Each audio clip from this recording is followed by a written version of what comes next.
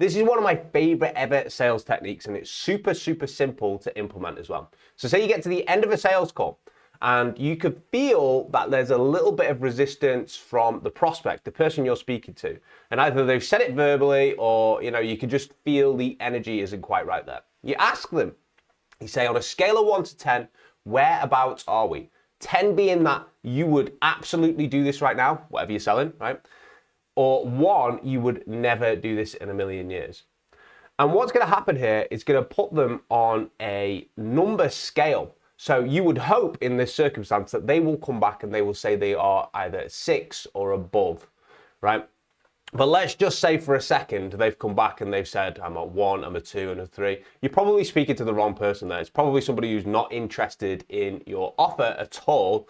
And I would hope that you've kind of used your intuition a little bit and not asked that question because you've already found out in the sales call that these guys are just absolutely not on board at all. But let's go with this scenario that they are a 6 or above. You say, on a scale of 1 to 10, where are we right now? 10 being that you will, do this right now, and 1 being you'll never do this in a million years. I'm about a 7, okay? So then you ask them, well, if you're at a 7 right now, what is it that's missing that we need to do to get you to a 10? And the beauty of this question is the person who responds to this is going to tell you exactly what they need to see to basically buy. And so they say to you, well, what you're offering right now, I just feel like I need a little bit more support than what you're actually offering. Well, you could say, well, if I do an extra check-in call with you a week, would that put you at a 10? They then might say yes, but they also might say something else then. So what we're doing here is we're trying to get through the smoke and mirrors, because all prospects give smoke and mirrors. They say no when they really mean that they're not interested whatsoever. They say no as well when they are interested, they've just not had the right sort of standards met. So it's hard to differentiate between like whether they actually mean no or whether they just mean like no, not with this current offer right now. So if they say again, say you've offered that support call up or whatever it is, and then they say, well, actually I need a bit more help in this area. And then you say to them, so if we offer the support call and then we give you some more help in this area, once a week, would that put you at a 10? Would that bring you closer to it? And then they say yes, well, you just offer that as a service and then you close the deal. But say they say no again and they're starting to come up with other reasons. Well, I just really need to think about it. Or what specifically do you need to think about in this circumstance?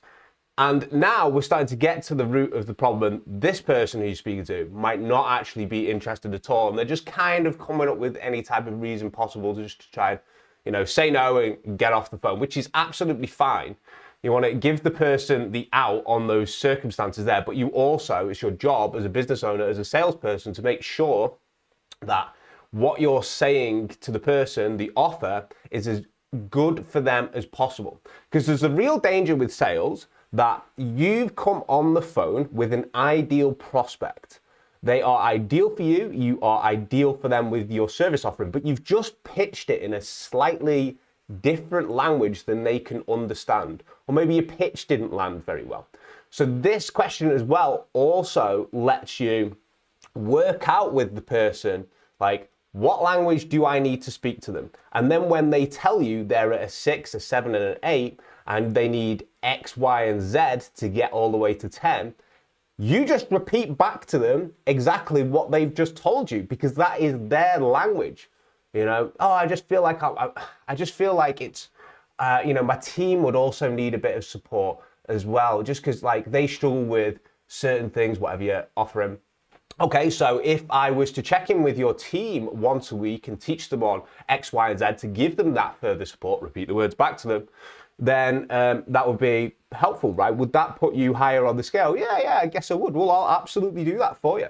Is there anything else, if I did that, that would still stop you from doing this deal right now today?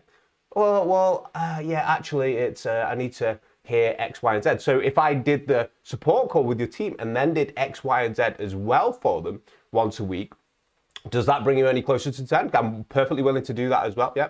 whatever you need, whatever you need, whatever you need. These are just very, very simple ways to close people. And then there's a few different outcomes. You're going to find this person who's just doing the smoke and mirrors. They're not interested at all. You're going to get them off the phone, which is fine because there's a world full of, millions of prospects out there. Or they're going to say to you, yes, I want this extra bit here. Yes, you're now speaking in my language. Yes, this sounds really good and it sounds like a really good fit. Let's go ahead and do this. And then you can close them. Or you're going to get the no, or you're going to get a further objection in which you can deal with that as well. I need to think about it. What specifically do you need to think about right now? Or I need to go and talk to my partner. Okay, so what questions are you going to ask them? Etc, etc, etc. I'm going to do some more sales stuff on this channel, but let me know if this video was helpful for you. I promise I'll try and come out with more content soon. I know some of you have messaged me recently saying, hey Rob, I've been posting one video a week. I started this channel, I was posting like 3 a week. It was helpful for people, but I'm just so busy, guys, at the moment. I have different businesses I'm trying to run. I have a lot of work to do as well. So I'm hoping that my calendar clears up a little bit soon because I'm ruthlessly getting rid of things, basically. Well, I hope you enjoyed this video. Let me know what you think and take care. See you in the next video.